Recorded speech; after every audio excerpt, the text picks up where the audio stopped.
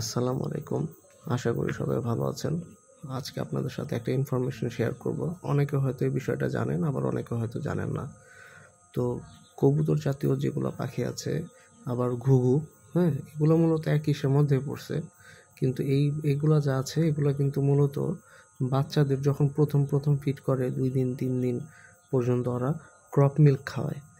ওদের মানে বুকে একটা দুধের মতো তরল তৈরি হয়, ওই জিনিসটাই মূলত ওরা ফিট করে থাকে বাচ্চাদের। খেয়াল করবেন যে ছোট বাচ্চাদের দেখা যায় ক্রপটাকে, এই যে এখানে ভিডিওতে আপনারা দেখতে পারবেন যে সাদা দুধের মতো থাকে, সলিড খাবার কিন্তু থাকে না। এটা মোটামুটি ভালোই ওরা একটা লং টাইম পর্যন্ত খাওয়ায়। তারপরে আস্তে আস্তে ধীরে ধীরে দেখবেন যে ওরা খাবারগুলো যে ইনটেক করে সিডগুলো, ওগুলাই অনেক সময় লং টাইম ক্রপে রাখার পর ডাইজেস্ট করে ওগুলাই ওদের আবার ফিড করে বাচ্চাদের।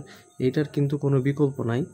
আর বাচ্চার গ্রোথ অনেক ভালো হয়, এটার জন্য অনেক নিউট্রিয়েন্টস পায় বাচ্চা।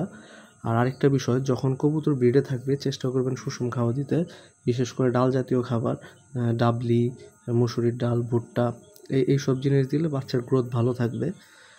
আশা করি ইনফরমেশনগুলো আপনাদের হেল্প করবে। আর শেষ পর্যন্ত ভিডিওটা দেখার জন্য সবাইকে ধন্যবাদ জানাচ্ছি।